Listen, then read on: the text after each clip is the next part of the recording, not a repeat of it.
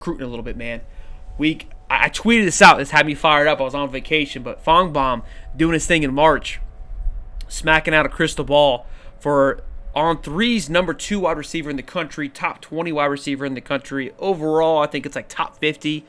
He's a 4-star guy right now, but we've talked about this before. It's early on. These guys will probably more than likely pick up his 5th star along the way. 5'11". You'll talk about his speed here in just a minute. Kind of fits that Eugene Vernell Brown vibe.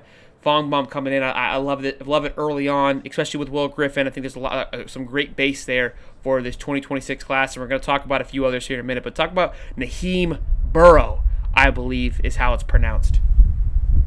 Yeah, man, he's a really big track guy. Ran a 10.6400 meter, a 22.41 200 meter, and a 50-second 70.7 400 meter, according to Andrew Ivins there of 24/7 Sports. Looks like he's got about 11-inch hands too, so there's some big mitts that he's got on there too. And apparently, he's already confirmed to be at the Under Armour All-American game on the roster. So, you know, when you get those early invites to the Under Armour All-American game, especially this early in the cycle, that means you're a pretty good player right off the rip. So I know that I think I saw a tweet that he had put out earlier was actually upset that he went down in his ranking. And I'm like, well, you're already a top 50 guy. I'm pretty sure you're going to go back up depending on how you play this season and everything else. So at the end of the day, man, like, and I said this about Dallas Wilson and Vernell Brown. I know a lot of people were is saying, oh, well, Dallas Wilson lost a star just because he didn't compete in the Under Armour All-American game. That takes nothing away from his skill. I mean, I still have him as 5-star, still have Vernell Brown as a 5-star player.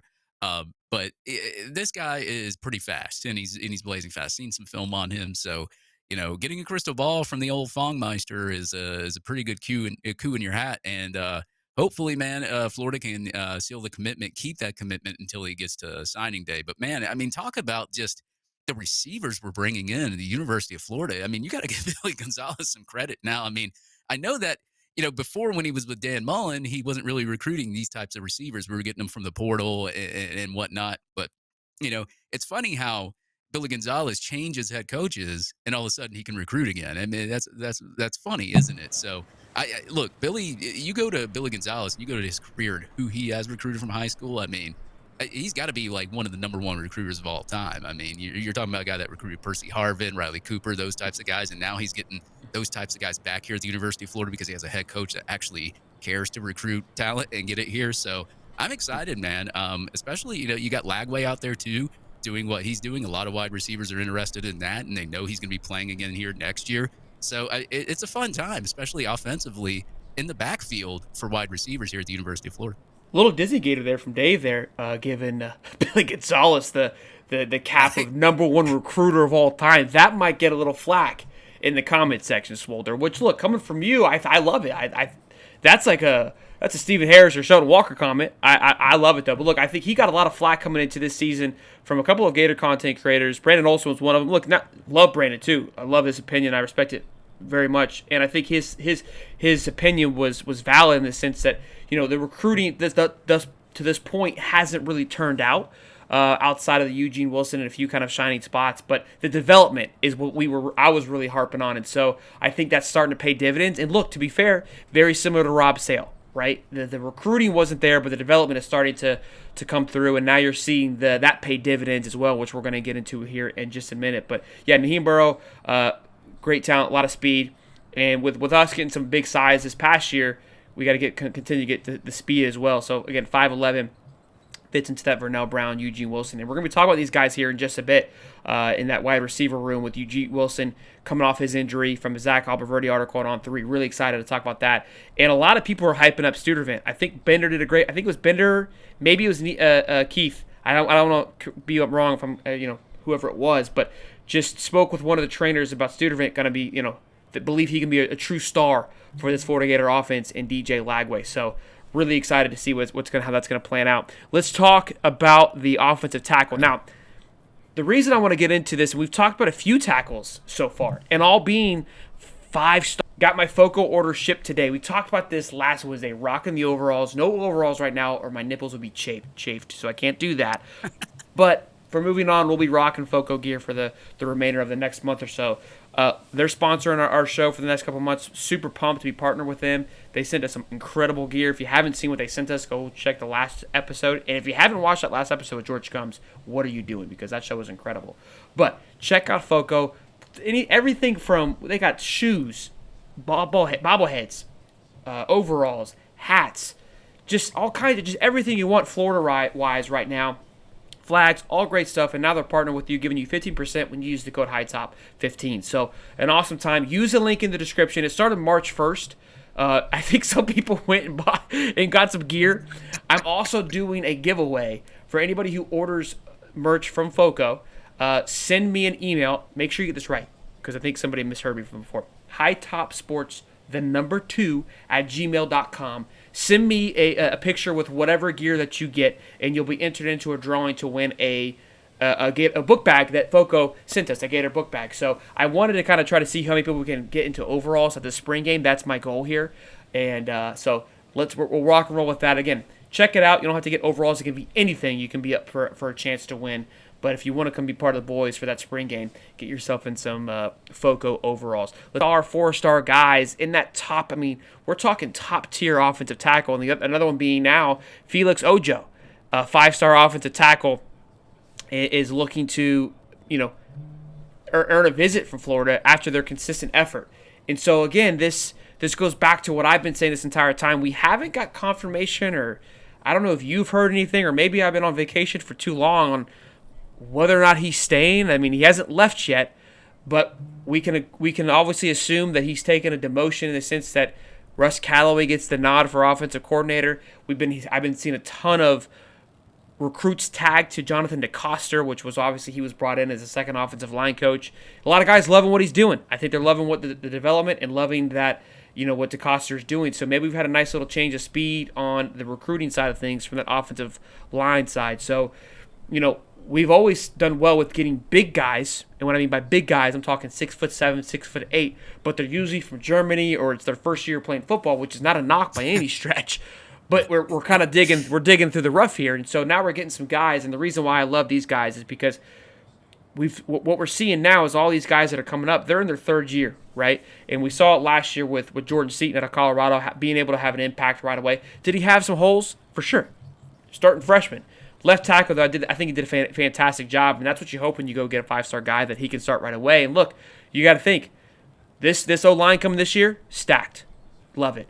But we're losing a lot of guys, losing a lot of starters. So you want to try to bring in a 5-star guy that could be fighting for that starting role. So I think there's a great selling point that, hey, we're losing these top guys. We're losing Barber. Devin Manuel, Bryce Thornton, which we'll get into, they're going to be fighting for the other tackle position. Devin Manuel, I think he might be moving on. So that spot's open for the taking, even though we do have a lot of talent coming up in Bryce Thornton, in Caden Jones, in Fletcher Westfall. If you're a 5-star guy, you should be him. So I think Florida's in a really good place right now, especially with DJ Lagway, too. Yeah, you also got to add in Jason Zandamela there, too, that we was able to get from USC. Center, play center, but yes, you're right. But yeah. I mean, part of the offensive line. But yeah, before I do that, I will say Hartline is probably the top guy at wide receiver. I would say career-wise, though, you can't knock Billy Gonzalez. He hasn't been the top five no wide way. receiver. You just, agree. Yeah. You weren't wrong, I think, with your approach. I just think your buzzword there. That's what's gonna find. Yeah, maybe I should have used different wording there. Quick update. Yeah. Go ahead. So, go ahead. No, you said quick update. 82-71, 4 minutes to go. If anyone was not watching the game, if you're listening, you already know what happened. But quick little update for our guys that are staying strong with us, watching us. I appreciate you guys. Yeah, I mean, Felix Ojo, a guy obviously from Texas, is another one of the Texas guys. And, of course, Florida hasn't done too bad in Texas. I won't say that they've done great, but they haven't done too bad in Texas. Obviously, you're getting DJ Lagway, a Texas guy. There's a couple of other guys there from Texas, too. You had committed, I think, a couple classes ago. Some of them decommitted, some of them stayed. But, as you said, you're going to be losing a lot of offensive linemen. And the thing with Rob Sale, and look, if they sent DeCoster out there to recruit over Rob Sale, then I am happy 100% because I don't think Rob Sale did a great job at all when it came to getting relationships with the higher star rated guys. And that's not to knock the guys that are on our roster because they could be really good too. I think Rob Sale is better at the developmental part, and I think maybe that they figured that out. Maybe have the Coster out there on the recruiting trail, but yeah, man, just to even land a visit from a guy like this early in the cycle is pretty good, and hopefully, you can get more visits, create that relationship down the stretch, and there's gonna be a lot of schools vying for this guy because he's a 5-star guy. So, um, Florida, I will say, and if you look at some of these past classes, I got into a little bit of a disagreement in Dave's Gators Breakdown Discord. A lot of our classes are like top 10, maybe number 9, number 8. I think we got number 7 with a portal the year before. But if you replace those with some just a higher star offensive lineman, that's easily a top 5 class. So, Agreed. and look, that's like, I hate saying that because it seems like I'm just trashing whoever we got at offensive line. And I'm not saying that. I'm just saying on a star level, if you go by like recruiting rankings, you bring in maybe a 4-star, a 5-star guy here or there on the offensive line, you're going to get into that top 5. So I think Florida's done a very good job everywhere else. Maybe tight end, get another skilled tight end. I think they've done okay at the tight end department. But as far as like every other position, I think they've done pretty well. It's just the offensive line, the tight end, that kind of stuff. So if you can shore that up, I could see Florida's classes getting into the top 5 and, getting Tavares Dice last cycle Big splash. was a feather in the cap. Yeah, 100%. Was going to say that. Yep. Yeah, we're not used to seeing that at all. So I mean, getting him and bringing him in at the last second was really good. So Florida does have some talent in the offensive line on star level. Fletcher Westphal, I've heard big things about him this offseason, and Corey Bender even had an article up about Fletcher Westphal I sent to his dad, and really can't wait to see him behind the offensive line there, and when he starts to get playing and all that. So I mean, we got a good future there at offensive line. It's just, I think, maybe some pieces need to put it, and you never know what they're going to do in the portal too, because I think the spring portal period ends this year, so now you're only going to have the one fall, winter portal, that which one I portal like. period in December. So so now people won't be canceling their spring games and worried about people. Just about to say that. Yeah. So we'll get a lot more spring games next year. I think it'd be a good point where, like, look, not a knock to the guys who've got on the O-line. And again, when you get a big 5-star guy or 4-star guy, it's not, Najee Harris. I always go back to him. Again, he was one of our lowest rated recruits. 3-star guy has been a catalyst of that offensive line. So it's not like they're lesser. Look at Jake Slaughter.